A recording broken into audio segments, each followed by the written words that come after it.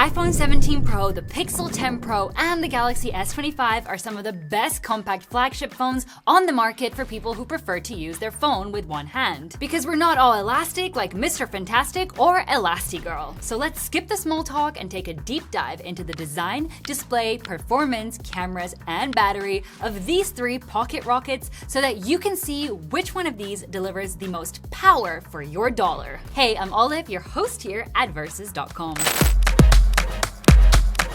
The iPhone 17 Pro looks wildly different from the design the iPhone 11 Pro first introduced, now rocking a very chunky horizontal camera mesa. The Pixel 10 Pro also features a horizontal camera bar, but it's noticeably slimmer. The Galaxy S25, on the other hand, is the most minimalistic of the bunch, and honestly, it feels the most compact in your hand. For the body construction, the iPhone 17 Pro ditched the heavily hyped titanium for an aluminium unibody with just a small ceramic shield glass window at the back to allow for wireless charging, which is a tactic Google used way back on the Pixel 5. Both the Pixel 10 Pro and the Galaxy S25 feature aluminium frames and sport Gorilla Glass Victus 2 on the back. The iPhone tips the scale at 204 grams, the Pixel 10 Pro is a tiny bit heavier at 206 grams, while the Galaxy is the lightest at just 163 grams. For protection, all three come with an IP68 rating, meaning that they're all completely dust-tight and can survive being submerged in clear water for 30 minutes. However, the iPhone can go as deep as 6 meters, while the Pixel and the Galaxy are limited to only 1.5 meters, just in case you want to keep on doom scrolling while snorkeling. So as always, let's check in with the team and see who likes which design best. The iPhone 17 Pro. The Samsung. The Pixel. The Pixel. The Pixel. What about you? I'm also gonna go for the Pixel. Now let's check out those pro-level displays.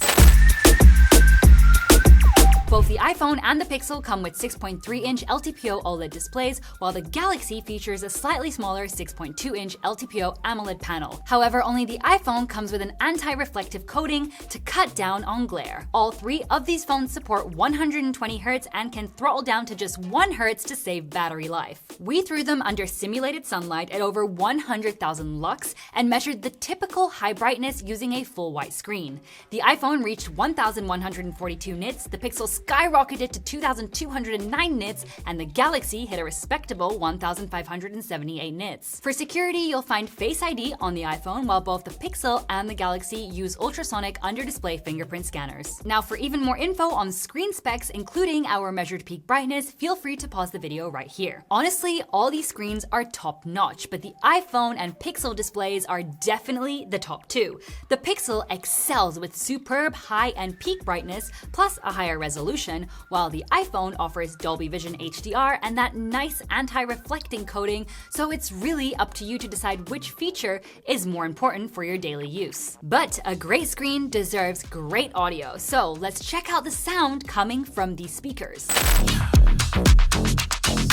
All three of these phones come with stereo speakers for an immersive multimedia experience. Here's an audio sample for you. I'll shut it down like a trunk getting close, and they ain't on this level, bro, you really not close. Even in the summer, told them that it's so froze. Not talking about bass when I say I get low. I've been trying to get more now, I'm stacking my accounts. So I'm going stupid, yeah, the numbers in the mouse. Heard them going quiet, so I turn it up loud. And they saying they ain't feel it, but they bout to feel it now. Need another check going extra.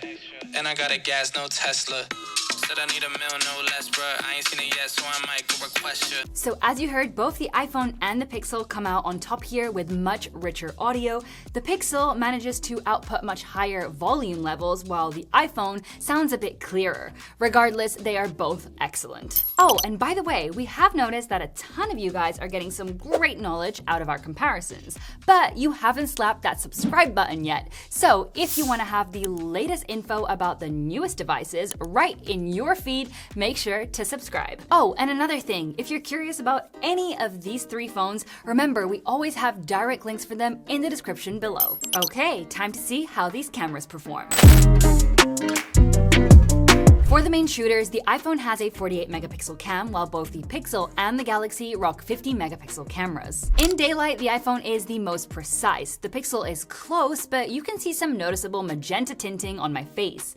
The Galaxy really struggles with heavily blown out highlights and an aggressive green tint. Inside, the Galaxy is surprisingly the most color accurate, but the iPhone and the Pixel both capture way more detail and have less noise. They also capture our dramatic retro wave cactus better. Moving to the ultra-wide cameras, both the iPhone and the Pixel have 48 megapixel sensors. The Galaxy comes with a rather small 12 megapixel cam. Outdoor shots from the iPhone and the Pixel look richer and punchier, while the Galaxy looks flat and also has the least amount of detail. Indoors, the Pixel looks the most authentic with virtually no noise, but the iPhone is the only one that can capture detail in this diffusion panel. For portrait mode, even if the Pixel has nice colors, it still butchers the edge detection. Both the iPhone and the Galaxy just look a million times better. When zooming in, things get even worse for the Pixel because you just can't use its dedicated telephoto lens for portraits. This time, we think the Galaxy does the best overall job. Switching to video, the iPhone can output 4K 120 FPS footage, and for the first time, it lets you film in ProRes RAW. The Galaxy maxes out at 8K 30 FPS, and the Pixel is limited to just 4K 30 FPS. And while it offers video boost for 8K resolution, that's definitely not on device. However, it does support 12-bit dual conversion gain, which merges two ISO levels for significantly less noise. The iPhone is still the undisputed video champ, delivering the best footage with crispy detail and great exposure control. Just as a note, we film all of our videos at 4K 30 FPS. All three can film portrait video, but only the iPhone and the Galaxy can do it at 4K 30 FPS. The Pixel is limited to just 1080p 30 FPS. Here, the iPhone and the Galaxy look great and also very similar, but the iPhone has slightly deeper shadows. For ultra-wide video, the iPhone and the Pixel top out at 4K 60 FPS, while the Galaxy can still shoot at 8K 30 FPS. Here, the Galaxy has the most limited field of view, but the punchiest colors. The Pixel looks washed out, and the iPhone, well, it just keeps delivering crisp video. Now, flipping over to the front cameras, the iPhone has a new 18 megapixel square sensor that lets you switch between horizontal, square, and vertical formats without physically rotating the phone. The Pixel and the Galaxy stick with traditional cameras with 48 megapixels and 12 megapixels respectively. Here you can see the Galaxy clearly has the most restrained field of view. However, colors are similar across all three, but skin tones on the Pixel look slightly colder. In low light, the Pixel captures a bit more shadow detail, but the iPhone is slightly more color correct, with the Galaxy looking too cold in comparison. For video with this cam, all three can shoot a maximum of 4K 60 FPS resolution. Here, the iPhone controls exposure changes perfectly and avoids clipped highlights, but the Pixel and the Galaxy are more precise at capturing the scene's overall colors. So now let's test out the audio coming from all of these devices. We'll start over here with the iPhone 17 Pro. What do you guys think? How am I sounding? Moving on to the Pixel 10 Pro. Is it any better than the iPhone? What do we think? Finally, we've got the Galaxy S25. I'm in a relatively busy area. Is it handling that noise better than the other two? As always, let's talk about it. We have to say the Pixel cancels the most background noise, but sounds slightly over-processed. The iPhone and the Galaxy sound more natural, but you will notice more background noise creeping in. For zoom shots, the iPhone comes with a new 48 megapixel periscope telephoto with 4x optical zoom. The Pixel also has a 48 megapixel periscope telephoto, but with 5x optical zoom. The Galaxy packs a smaller 10 megapixel telephoto with 3x optical zoom. At their respective optical zoom levels, they're all very similar, but the iPhone is actually a touch sharper. This becomes even more noticeable at 10x digital zoom, where the iPhone looks the sharpest and captures the most accurate colors. The iPhone continues to capture crisp shots even at 20x zoom. The iPhone maxes out at 40x, the Pixel at 100x, and the Galaxy at 30x. At these zoom levels, the Pixel looks the best, but keep in mind most of what you see is AI. So surprisingly, the iPhone captures the sharper zoomed photos, a massive improvement from the previous 16 Pro, which really lacked in this department. Now, time to dim the lights. With the main camera, the iPhone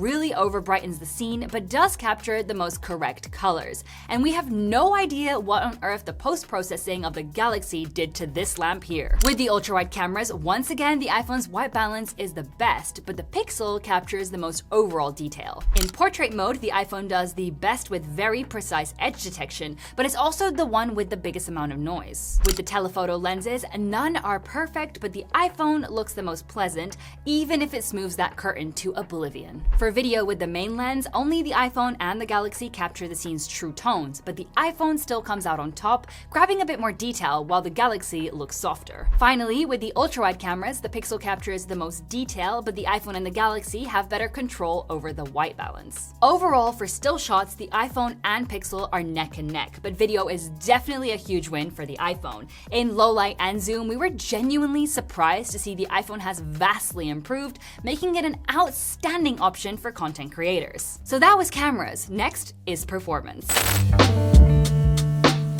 Inside these pocket rockets, we're dealing with top-tier chipsets. The iPhone 17 Pro runs on the Apple A19 Pro, the Pixel 10 Pro uses the Tensor G5, and the Galaxy S25 is powered by the overclocked Snapdragon 8 Elite for Galaxy. For RAM, the iPhone and the Galaxy both feature 12GB, while the Pixel boasts 16GB, though some reports suggest 3GB of that is locked away for AI features. Here you can also check out the storage options available for each phone. For storage speeds, the iPhone uses Apple's NVMe, the Galaxy uses UFS 3.1 in its 128GB version, and faster UFS 4.0 in higher configurations. The Pixel is a special case. You get UFS 3.1 in the 128GB configuration, UFS 4.0 in the 256GB version, and zoned UFS 4.0 in the 512GB and 1TB variants, but only in the US. Reportedly, the rest of the world only gets zoned UFS 4.0 in the 1TB model. That's crazy. Alright, but to really see what these phones can do, we'll throw them into some real-world testing, starting with gaming. We'll run 30-minute sessions with cooldown time in between. First up, Grid Legends in graphics mode. The Pixel immediately starts on the wrong foot, as its Tensor chipset is completely incompatible with the game. The iPhone can hit up to 40 FPS by default, while the Galaxy is capped at 30 FPS. From these two, the iPhone stays the most stable, only dropping to 37 FPS and only running 1 degree warmer than the Galaxy. Next, we launch Wuthering Waves and crank the graphics all the way up. All hit 60 FPS on launch, but the Pixel came back for revenge, becoming the best performer, sustaining a minimum of 52 FPS, though it got chipotle hot, reaching 50 degrees Celsius along with the Galaxy. Moving on from gaming, we exported 99 photos in Lightroom. The Pixel's happiness was short-lived, as it was absolutely crushed by both the iPhone and the Galaxy, which finished the export in less than 6 minutes. Next, we rendered a 3-minute 4K 30 FPS video in CapCut. Things were much closer here, with everyone finishing in under a minute. The Galaxy came in first, and the iPhone surprisingly finished last. But now, let's check out some benchmarks. In Geekbench 6, the iPhone maintained the highest single-core performance, while both the Pixel and the Galaxy were very similar. In multi-core, the iPhone topped the chart again, but the Galaxy pulled a significantly higher score than the Pixel. In 3D Mark's Wildlife Extreme Stress Test, the Galaxy really pushed that GPU, spitting out the highest best loop score. However, the iPhone got the best score in the lowest loop, confirming that the Snapdragon on the Galaxy throttles hard under extended load. For Antutu, we can't directly compare these scores as they're OS dependent, so we'll put them here just for reference. We have to say the Pixel 10 Pro has definitely improved its real-world performance since release, and now all three phones perform more on par for daily tasks.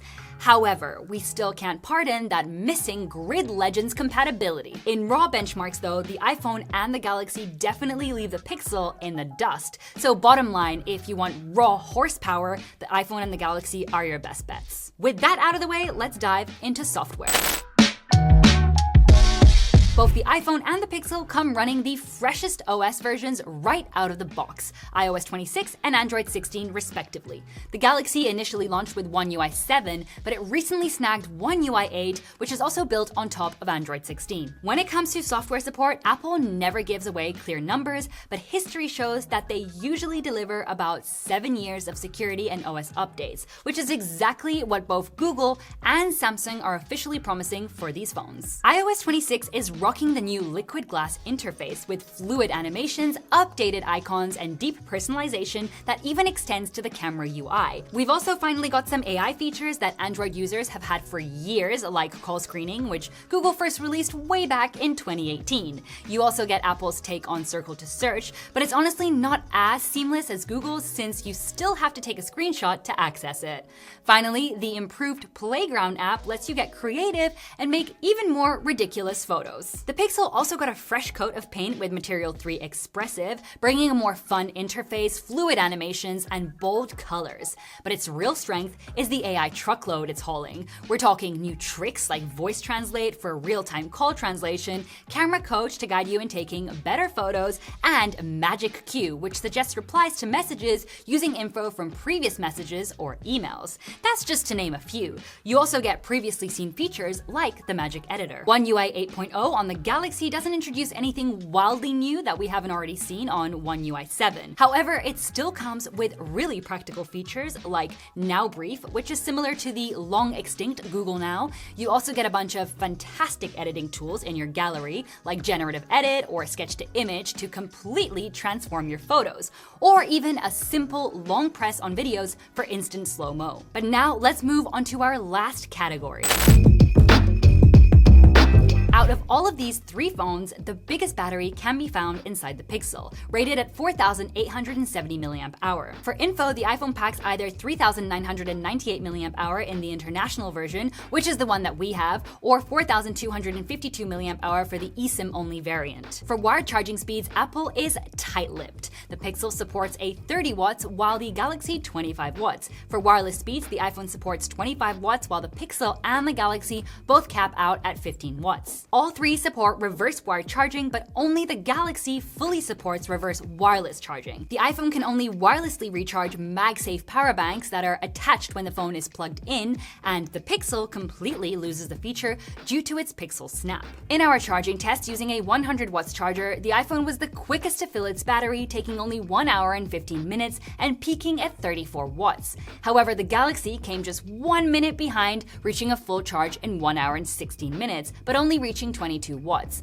The Pixel took a little longer, fully charging in 1 hour and 25 minutes and topping up at 25 watts. Now for the most interesting part, how much these phones will drain your wallet. The iPhone 17 Pro starts at $1,099, the Pixel 10 Pro is a bit cheaper at $999, but the base Galaxy S25 is the outright cheapest at just $799. That creates a hefty $300 gap between the Galaxy and the iPhone, $300 that you could use to snag 109.84 meters of USB-C to USB-C cables. Trust me, we did the math. Though it's true that the Galaxy has been out for a while now, and the Pixel usually sees discounts short after its release. So you can technically snag both of these for even less coins if you just wait a bit. Okay, so piecing everything together, we have to say, despite its higher price, the iPhone 17 Pro clearly comes out on top. It offers great cameras and superior performance, making it the best option of these three if you have the money for it. On the other hand, the Galaxy S25 is definitely the cheapest of the bunch. Even though it's technically not a Pro model, it still packs plenty of horsepower, and it's the most compact phone here. However, its cameras could use some love. The Pixel 10 Pro, despite offering amazing software, isn't quite in the same league as the other two on hardware. It has enough power for daily tasks and some gaming, but it lags when you really push it hard. Plus, its video performance is still lackluster. This should only be your choice if you prioritize software experience over raw performance. But hey, if you want to see how the mammoth versions of these phones perform, make sure to punch this link over here. And before you go buy candy for Halloween, don't forget to give us a big thumbs up and hit subscribe, as we're always testing new devices to help you make the best choice. We'll see you in our next video, and until then, take care.